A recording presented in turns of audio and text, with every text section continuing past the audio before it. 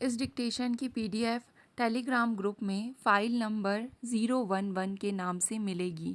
तो dictation start करते हैं 5 सेकंड के बाद।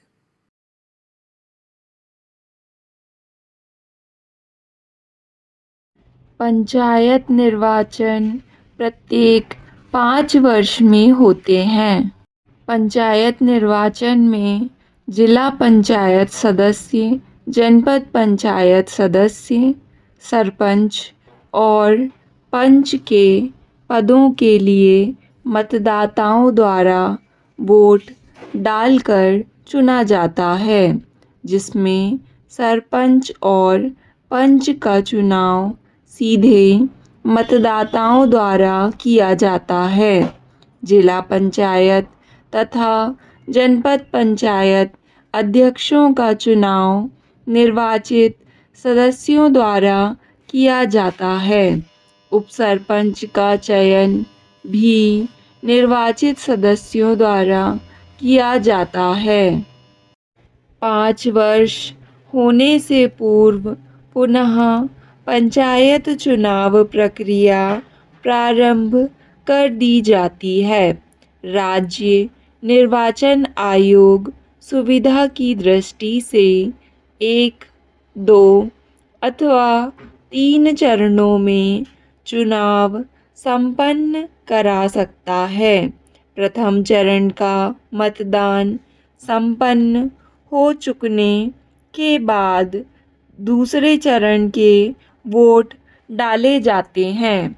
उसके बाद तीसरे चरण का मतदान होता है। किसी एक विकास खंड के समस्त मतदाता चारों पदों पर एक साथ वोट डाल सकते हैं। यह मतदान EVM द्वारा अथवा हमेशा की तरह मतपत्र से मतदान कर सकता है। चुनाव के दौरान आदर्श आचरण संहिता लागू की जाती है।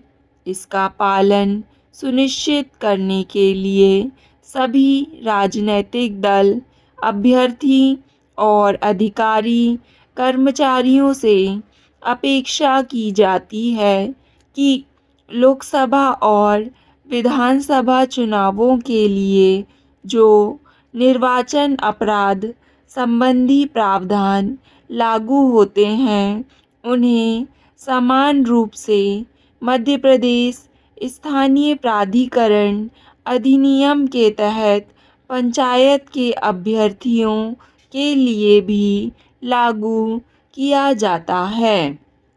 मतदान प्रक्रिया अच्छी तरह से संपन्न हो सके, इसलिए अधिकारी, कर्मचारी और सुरक्षा कर्मियों को प्रशिक्षण दिया जाता है। इसी प्रकार मतगणना के लिए अधिकारी, कर्मचारियों को प्रशिक्षण दिया जाता है। आम चुनाव संपन्न हो जाने के बाद कई पुराने सवाल फिर से उठ रहे हैं।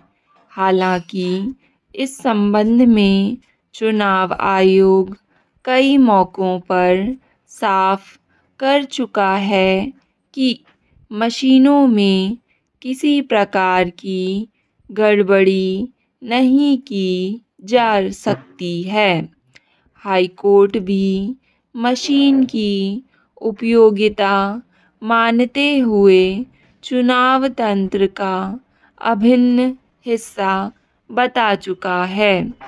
सभी राजनीतिक दल इस बात को स्वीकार कर चुके हैं। इस मशीन के उपयोग किए जाने से मतदाताओं को दिक्कतों का सामना नहीं करना पड़ता है। बैलेट पेपर के माध्यम से चुनाव कराने पर संभावित खर्च से छुटकारा मिल जाता है। नतीजे तेजी से मिलते हैं।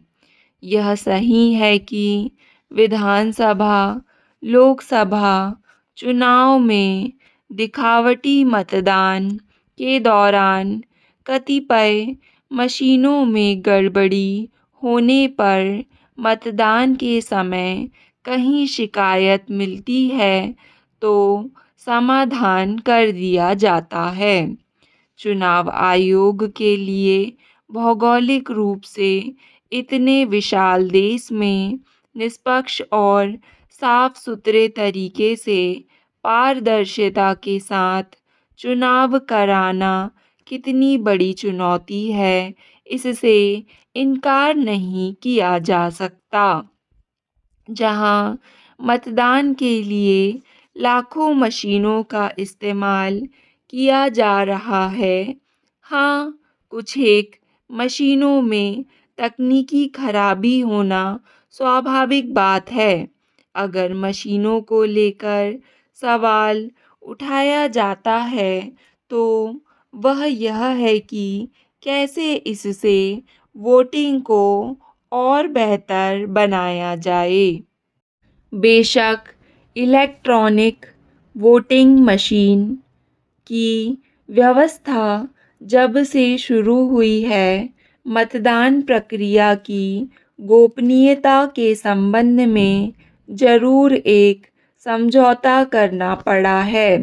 पहले बैलेट पेपर के माध्यम से मतदान हुआ करता था। गिनती करने के लिए मतपत्रों को मिला लिया जाता था। आचार संहिता अधिनियम के तहत ऐसा करना ज़रूरी होता है। मतपत्रों को इसलिए मिलाया जाता था कि किसी व्यक्ति को अंदाज ना हो कि किस मतदान केंद्र से किस उम्मीदवार को कितने मत मिले। वोटिंग मशीन का एक फ़ायदा तो यह हुआ कि मतपत्रों को मिलाने की परंपरा खत्म हो गई। दूसरी तरफ विशेषज्ञों द्वारा अब इसका भी समाधान निकाल लिया गया है कि इसमें मशीन को एक लेबल से जोड़ दिया जाएगा। अभी हर मतदान केंद्र के लिए मशीन के मतों की अलग-अलग गणना होती है। हो सकता है कि भविष्य में सभी मतदान केंद्रों में मशीनों की गिनती की व्यवस्था एक साथ संपन्न होना शुरू हो जाए। जहां तक मशीन में गड़बड़ी की आशंका को पूरी तरह से खारिज करने के लिए सर्वोच्च न्यायालय ने पिछले साल अक्टूबर में चुनाव आयोग से पर्ची व्यवस्था लागू करने के लिए कहा था। इसमें मशीन से वोट देने के बाद वोटर को मशीन में एक पर्ची दिखती है, जिस पर बटन दबाए गए उम्मीदवार का नाम, नंबर और चुनाव चिन्ह दिखता है। यह पर्ची एक बॉक्स में गिर जाती है। वोटों की गिनती को लेकर कोई विवाद होता है तो इन पर्चियों को गिना जा सकता है। इस बार चुने हुए मतदान केंद्रों पर इसका इस्तेमाल भी हो रहा है। तकनीकी समस्या का समाधान तकनीक से ही निकलेगा। इसके कारण पुरानी पद्धति अपनाने का कोई अर्थ नहीं। इलेक्ट्रॉनिक वोटिंग मशीन के इस्तेमाल में सुधार की ज़रूरत है, लेकिन सवाल उठाना ठीक नहीं है। हमें समस्या नहीं, समाधान ढूंढना चाहिए। हम नेताओं के बिना लोकतंत्र नहीं चला सकते हैं। आज़ादी के 60 साल में हमने काफ़ी तरक्की की है। यह सब अच्छे नेताओं की वजह से ही संभव हुआ है। हम अपने पड़ोसी देशों की हालत देख सकते हैं। वे भी हमारे साथ आज़ाद हुए थे। उनकी और हमारी हालत में आज कितना अंतर है। नौकरशाही, अफसरशाही का नाम आते ही हमारे जहन में सुस्त और भ्रष्ट अधिकारी उभर सकते हैं, बल्कि सच यह है कि देश में पूरी चुनाव प्रक्रिया नौकरशाह द्वारा संपन्न कराई जाती है। संविधान के अनुसार हम चुनावी प्रक्रिया में किसी तरह की गड़बड़ी या लापरवाही बर्दाश्त नहीं कर सकते। भारत जैसे विशाल देश में चुनाव कराना आसान बात नहीं है। इसके लिए हमें अपने अधिकारियों की तारीफ करनी होगी। हमारे चुनाव में बाहुबल और धन बल को रोकने में हमने काफ़ी हद तक सफलता पाई है।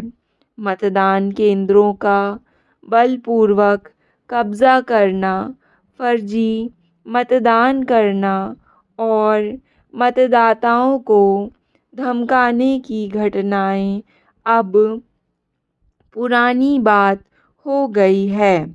इन खूबियों के बावजूद चुनाव में कुछ दिक्कतें सामने आ जाती हैं। हम सबसे बड़े लोकतांत्रिक देश हैं, पर सबसे महान नहीं। दागी लोगों को रोकना आज भी बड़ी चुनौती है। चुनाव के समय आचार संहिता लागू हो जाती है। आचार संहिता के मुताबिक राजनीतिक पार्टियां वोटरों को लुभाने के लिए जाति के नाम पर, धर्म के नाम पर उत्तेजित भाषण नहीं दे सकती। नेता एक दूसरे पर निजी हमले कर सकते। कुछ मामलों में हमारे नेताओं ने अच्छी पहल की है। स्टॉप। डिक्टेशन पसंद आए तो वीडियो को लाइक तथा चैनल को सब्सक्राइब ज़रूर करें।